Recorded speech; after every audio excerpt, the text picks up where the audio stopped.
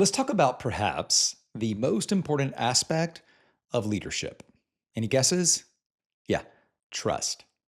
Does it feel like trust is just thinner today? Not gone, but just a little bit harder, a little thinner. You make a decision, and instead of quiet confidence, you sense kind of quiet evaluation. You adjust direction, and instead of steady support, you sense people are analyzing. This is actually not about people being difficult or more difficult now than they used to be. It's really about a culture shift that has occurred. There was a time, right? And maybe you're old enough to remember this. There was a time when institutional authority carried just built in trust. We trusted pastors and teachers, police officers. The role, just the title, the role itself kind of brought you trust margin, but that margin, it is gone. Now, authority is evaluated well before it is accepted. It takes a lot of evaluation before it's accepted, no matter your title. And if you miss that shift, you will feel constantly kind of low grade resistance, and you're not going to know or understand why. Now, if you're a leader, this is very important to understand, right? Pressure doesn't create problems, but it does reveal structure. So if your church was, designed in a season when trust was automatic, well, then maybe clarity was implied. But if trust is no longer automatic, and it isn't, clarity must be intentional. So that pressure I mentioned, that pressure that you may be feeling around trust, what it's actually revealing is a structural issue, a clarity opportunity. See, this is not about communication style or personality profiles. This is about structural visibility. Let me unpack that for a minute, just make this super practical. Like, for instance, when you make a change in your church, it could be a staff change, a programming change. Even just in your Sunday service, you change the order or whatever it may be.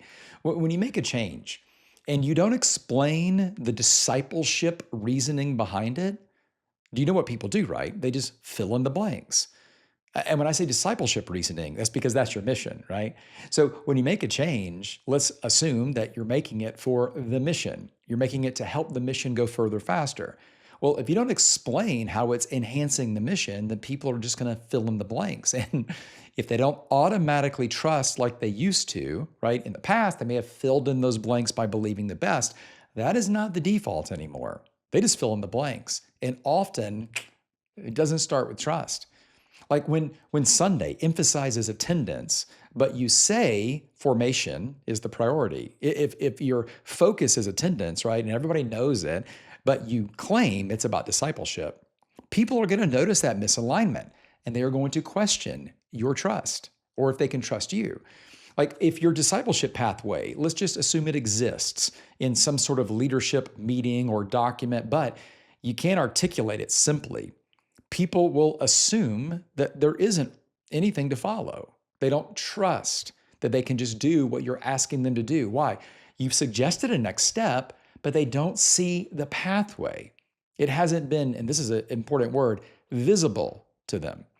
See, none of this is really emotional fragility on your part or your church's part. This is about structural ambiguity. I know that's a big word, right? Structural ambiguity. But structural ambiguity erodes trust. Like, if you could just remember one thing from this conversation, I'd love for you to carry this with you this week, maybe for a lot longer, okay? Trust rises when design is visible.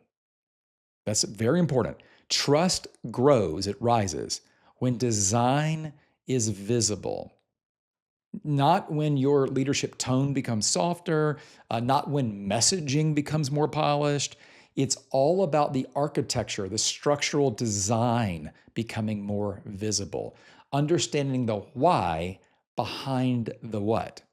So, what can you do with that? Let me just give you a couple things, right? Here's the first thing.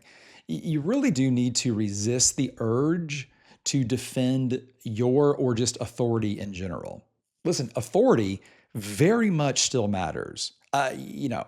No one's going to trust you and take a next step on their discipleship journey if they don't feel like you have the authority as a leader to have created the best pathway for them and to inspire and equip them to take that next step. So authority still matters, but unclear authority does not survive in this cultural moment anymore. Just because you have a title doesn't mean you have trust. And if you don't have trust, you don't have authority. And then the second thing, I'd like for you, just with all of that in mind, just evaluate one system in your church this week. Okay, don't evaluate everything, just evaluate one system. Like, for instance, if a new family asked how they can grow at your church, could you explain that discipleship pathway clearly and briefly? And at the end of that very quick 60-second conversation, would that family be able to walk away and have a complete understanding of what it looks like to grow spiritually in your church? If not, that's where I think you should start. Like, work on tightening that language, align all of the Sunday elements to reinforce the pathway, right? Connect upcoming decisions to that discipleship pathway explicitly, right? I mean, say the why, as I said earlier, before the what, because if you don't, people will invent the why. So many leaders never share the why, leaving people to fill in the blank. And as we've said, they just don't fill in the blank by trusting you by default anymore. So listen, if trust feels fragile or more fragile than it used to, don't take it personally.